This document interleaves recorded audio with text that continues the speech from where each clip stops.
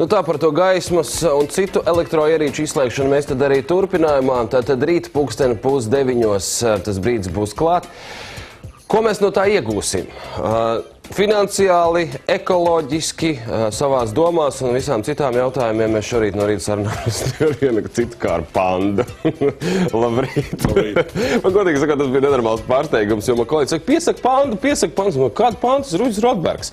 Izrādās tomēr panda. Labrīt, Uģi! Labrīt! Pasaules daba fonda vadītājs Latvijā.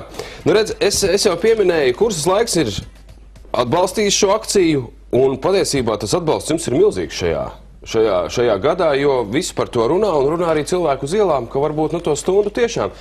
Gal galā, Sidneja ir atzinusi, ka 10% ieguvums bija tīri finansiāli.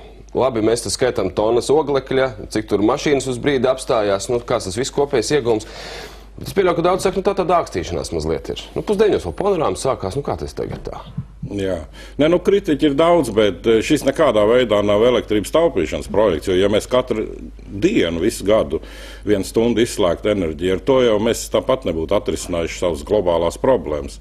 Šis drīzāk ir tāds komunikācija projekts un brīnumaini, ka viņš notiek visā pasaulē, kurā cilvēki vienojās par to, ka tas ir pirmkārt svarīgi, paši var piedalīties, un tas tāds liela, milzīga signāla sūtīšana arī politiķiem un tie, kas taisa lielos lēmumus, ka tomēr vajadzētu kaut ko darīt un vienoties, lai tā planēta dzīvot labāk un foršāk. Cik tas,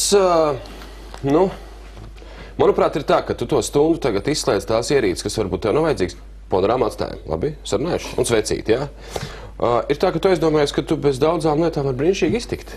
Kad viens jau tā īsti jau tur tā, Tieši tā, tas ir viena lieta. Protams, ka mēs neaicinām izslēgt tos visus drošības apgaismojumus, kas ir vajadzīgs un komfortam vai kādām citām lietām. Bet, ja mēs paskatāmies apkārt, mums ir tik daudz, vai katra laterna uz ielas ir vajadzīga, vai katrs skatloks nakts vidū ir jāizgaismo, kad vispār neviens tur neiet garām.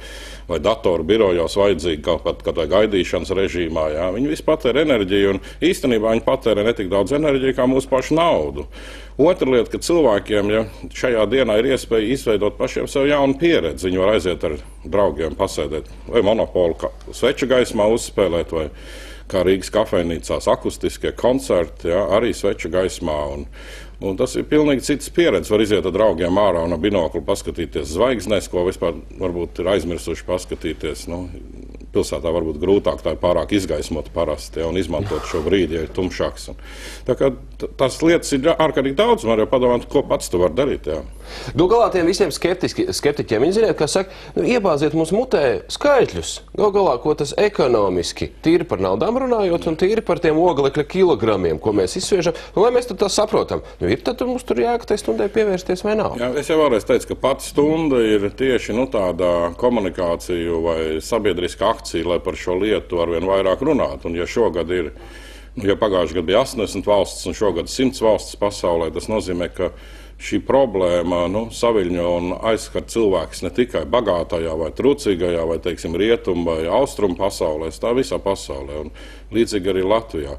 Ja mēs skatāmies par šiem oglekļiem, tad tie zinātnieki pieņēmumi, ka tās zemes vidējās temperatūras nedrīkstētu sasilt vairāk par 2 grādiem un tur ir apmēram sarēķināts kaut kādi, sacīsim, 3,6 tonnas oglekļu uz dvēseli Latvijā vajadzētu būt. Un Latvijā tas cilvēks tomēr ir virs 4 tonnām patērē, tādā ekvivalentā. Tā, ka mums tā ekoloģiskā pēda ir tāda vidēja izmēra. Tā nav ekoloģiska, tā ir tieši klimata pēda. Viņa ir lielāka nekā vajadzētu būt arī vidēji pasaulē. Bet otra lieta ir tā, ka jāskatās jau tiem pašiem, kā mēs dzīvojam saskaņā ar resursiem. Ja Latvijas enerģētika mēs runājam, tad mums ir milzīgs iespējas energoefektivitātē, visas mājas siltināšanas programmas. Un otra lieta ir, ko mēs esam ļoti slikti strādājuši, teiksim, pēdējos šos brīvības gadus.